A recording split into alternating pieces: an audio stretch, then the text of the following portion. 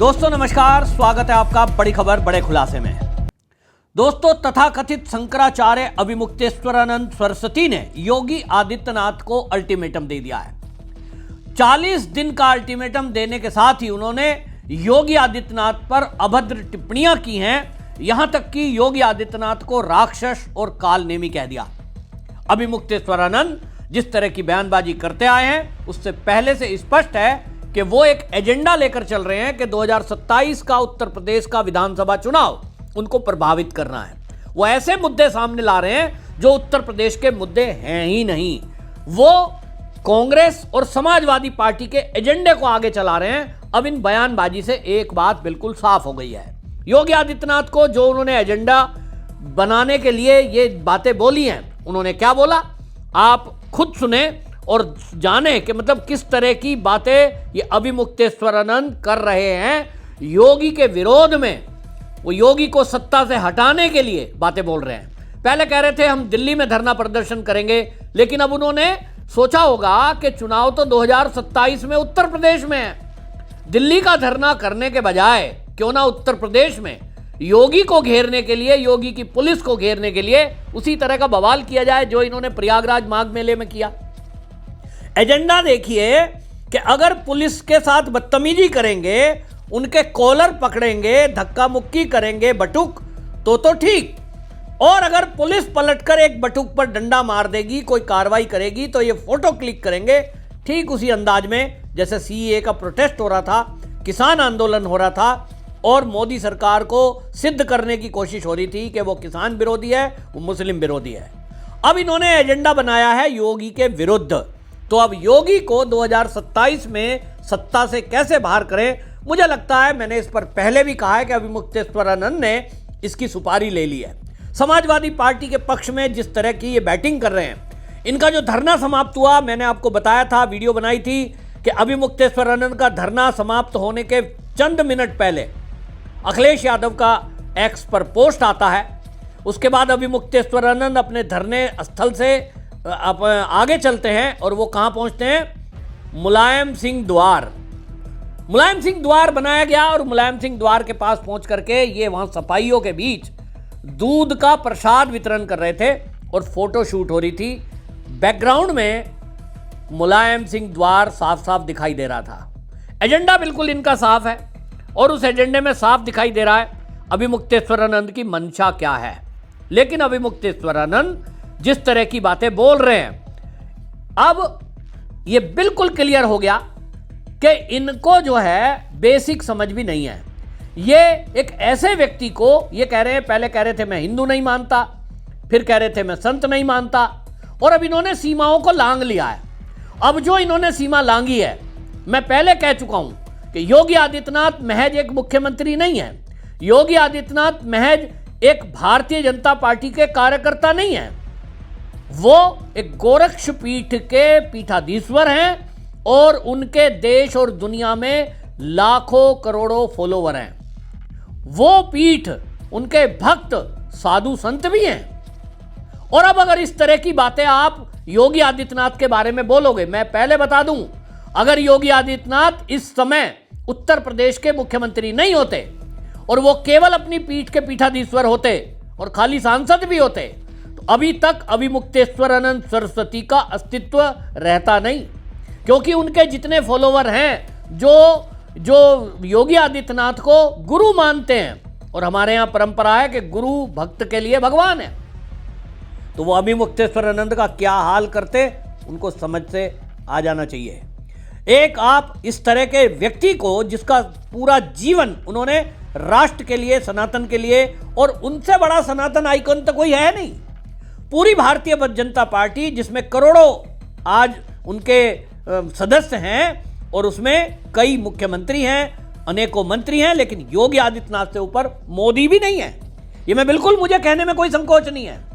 नरेंद्र मोदी देश के प्रधानमंत्री हैं, देश और दुनिया में फेमस हैं, लेकिन सनातन के मामले में अगर भारतीय जनता पार्टी के नेताओं की रैंकिंग करेंगे तो उसमें सबसे ऊपर टॉप पर यदि कोई आता है, वो योगी आदित्यनाथ आते हैं। आप मेरी बात से सहमत हो तो कमेंट में लिखना। आपको बता दूं कि योगी आदित्यनाथ एक ऐसे व्यक्ति जिन्होंने सनातन की स्थापना के लिए संन्यास ग्रहण किया, जिन्होंने सांसद रहते हुए मुस्लिम बहुल एरिया में हिंदुओं की रक्षा के लिए अपने प्राणों की मतलब प्राण हथेली पे लेके गए, वो प्राणों की बाजी लगा दी। मतलब आप सोचिए कि वो कुछ भी हो सकता था अतीक अहमद और मुख्तार अंसारी के जमाने में। लेकिन योगी आदित्यनाथ, आज आप उनको यह कहें कि वो हिंदू नहीं है, आप उनको कहें कि उनके राज्य में गौ हत्या हो रही है, कहां है अभिमुक्तेश्वरानंद? उत्तर प्रदेश में गोवध पर प्रतिबंध है, लेकिन वो कहते हैं कि आज उत्तर प्रदेश से गाय का मांस निर्यात होता है।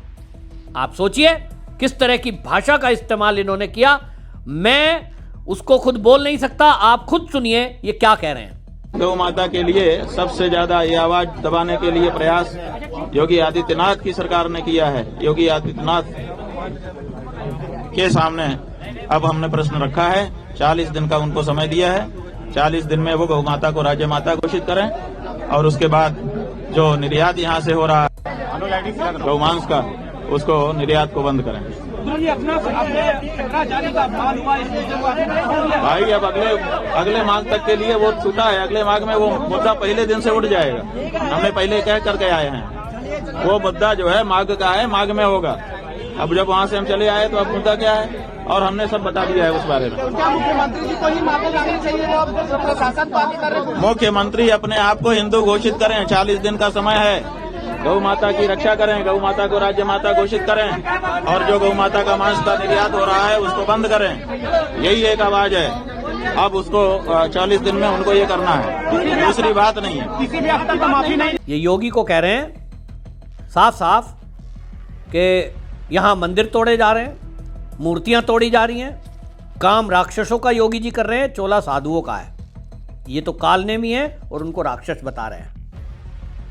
और ये कह रहे हैं कि मुझे कालनेमी कहा तो मैंने अब योगी जी को जो कहा है वो सिद्ध करें कि देखिए ये तो कालनेमी का काम योगी जी कर रहे हैं, मंदिर तोड़ने का काम, गाय का मांस निर्यात हो रहा है। और उन्होंने चीजें गिनवा दी और अब वो योगी जी को चुनौती दे रहे हैं कि जो उन्होंने मुझे कालनेमी कहा, अब योगी जी सिद्ध करें मैंने कौन सा धर्म विरोधी काम किया है। तो अभिमुक्तेश्वरानंद सरस्वती जी को मैं पहले भी बता चुका हूं कि उन्होंने, योगी जी ने इनका नाम ही नहीं लिया। योगी जी ने कहीं भी कालनेमी शब्द कहते हुए ये नहीं कहा कि अभिमुक्तेश्वरानंद कालनेमी है या राक्षस है। उन्होंने केवल एक भरी सभा में संतों के बीच ये कहा था कि इस देश में कुछ कालनेमी ऐसे हैं जो सनातन धर्म का नुकसान कर रहे हैं, हमें उनके सामने खड़े हो जाना चाहिए। मारपीट के लिए भी नहीं कहा था, उन्होंने कहा था खड़े हो जाना चाहिए। और अभिमुक्तेश्वरानंद डायरेक्ट सीधे सीधे योगी जी को कालनेमी और राक्षस कह रहे हैं। यही है एजेंडा।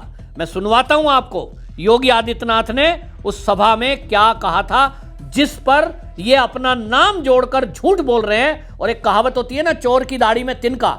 योगी जी ने केवल ऐसा कहा, ऐसे तमाम कालनेमी होंगे जो धर्म की आड़ में सनातन धर्म को कमजोर करने की साजिश रच रहे होंगे, हमें उनसे सावधान रहना होगा। योगी जी ने तो यह कहा। अभिमुक्तेश्वरानंद सरस्वती जैसे कालनेमी होंगे ये तो नहीं कहा। तो योगी जी के बयान पर आपने ये कैसे मान लिया कि वो मेरे लिए कह रहे हैं? यही तो है चोर की दाढ़ी में तिनका। सुनिए आप योगी जी ने कहा क्या था। बहन और भाइयों, एक योगी के लिए, एक सन्यासी के लिए, एक संत के लिए धर्म और राष्ट्र से बढ़कर के कुछ नहीं हो सकता। यही उसके जीवन का ध्येय होना चाहिए। उसकी व्यक्तिगत प्रॉपर्टी कुछ नहीं होती, धर्म ही उसकी प्रॉपर्टी है, राष्ट्र ही उसका स्वाभिमान है। अगर कोई राष्ट्रीय स्वाभिमान को चुनौती देता है तो हमें खुल करके उसके सामने आकर के खड़ा हो जाना चाहिए, उसकी चुनौती का मुकाबला करने के लिए खड़ा होना चाहिए। कोई धर्म के खिलाफ आचरण करता है, क्योंकि ऐसे तमाम कालनेमी होंगे जो धर्म की आड़ में सनातन धर्म को कमजोर करने की साजिश रच रहे होंगे। हमें उनसे सावधान होना होगा, उनसे सतर्क रहना होगा। अगर हम सतर्क हैं तो कोई आने वाले समय में हमारी जो यात्रा चल रही है, आज भारत एक नई आभा के साथ आगे बढ़ रहा है। देख रहे हैं ना, दुनिया में जब हलचल है, अराजकता है, अव्यवस्था है, लोग लड़ रहे हैं आपस में, तब भारत एक शानदार यात्रा के साथ आगे बढ़ रहा है।